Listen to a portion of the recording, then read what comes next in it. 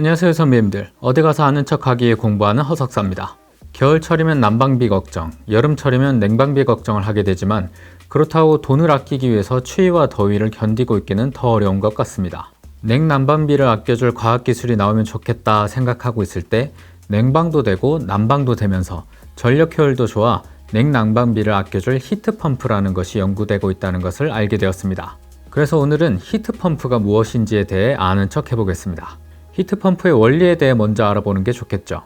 히트펌프의 원리는 에어컨의 원리와 거의 동일하다고 보면 되겠습니다.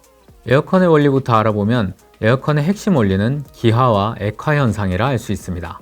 액체가 기체로 변하면서 외부로부터 열을 흡수하게 되는 것을 기화열이라고 하죠. 이를 위해 몇 가지 장치가 활용됩니다. 냉매, 압축기, 응축기, 증발기가 활용되죠. 냉매의 여정을 따라가 보면 에어컨의 원리를 알 수 있습니다.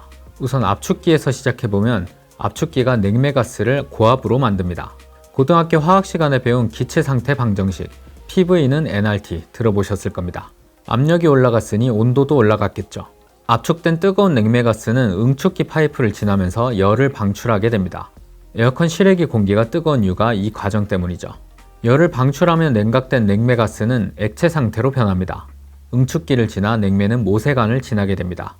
다른 부분보다 직경이 작은 모세관을 지나면서 냉매는 유체역학의 기본 공식 Q는 AV에 따라 냉매 유량은 일정하지만 면적이 작아지면서 속도가 빨라지게 됩니다.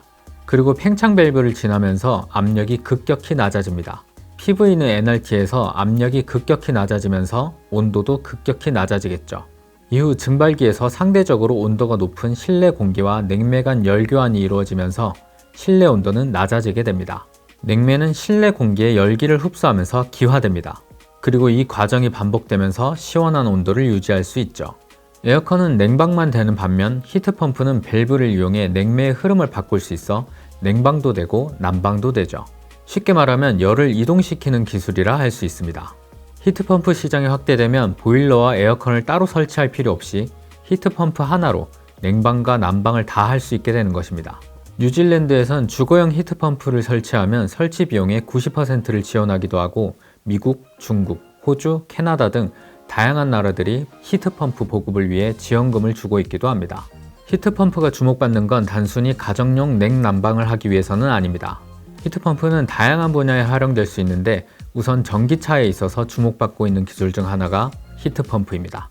테슬라의 CEO 일론 머스크가 히트펌프는 화석연료를 대체할 중요한 기술이라고 하며 테슬라 모델 Y의 가장 중요한 부품으로 꼽기도 했죠. 전기차의 히트펌프가 쓰이는 건 배터리 효율 때문입니다.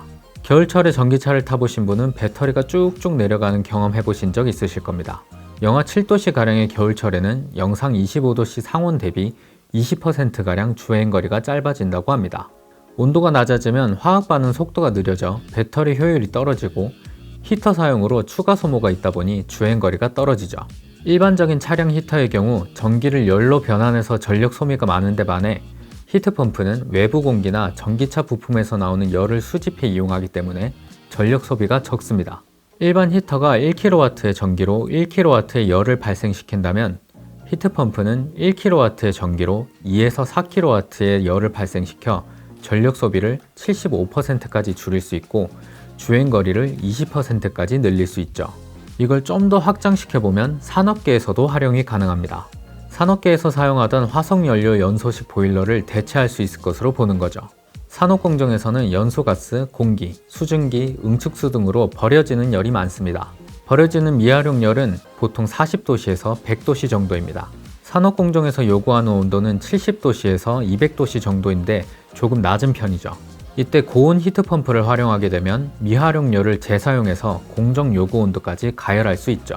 화석연료 사용 보일러나 전기 보일러보다 효율이 2~3배 정도 높다고 합니다.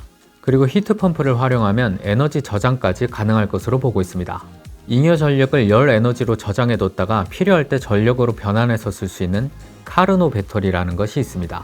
재생전력 등 대용량 잉여 전력을 300도씨 이상의 고온 열 에너지 형태로 변환하여 돌, 모래, 금속 등 단열된 시스템에 저장한 뒤 필요할 때 전력으로 변환해서 쓸 수 있는 것이죠.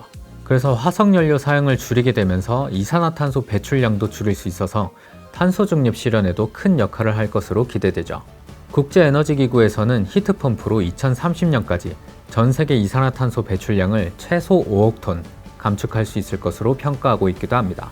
키스트에선 히트펌프를 활용해 담수화 모듈을 개발했고 한국에너지기술연구원, 한국기계연구원, 한국원자력연구원 등에서도 히트펌프 활용 기술을 연구 개발하고 있죠. 겨울철 강추위와 여름철 폭염을 겪으며 이제 인류는 여기까지인가 하는 생각이 들 때가 있지만 역시 과학기술은 우리를 저버리지 않고 희망을 만들어내고 있습니다.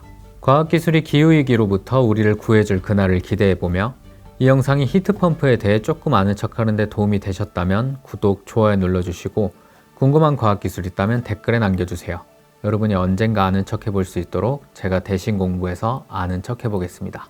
과학기술이 세상을 바꿉니다. 언제나 그랬듯이.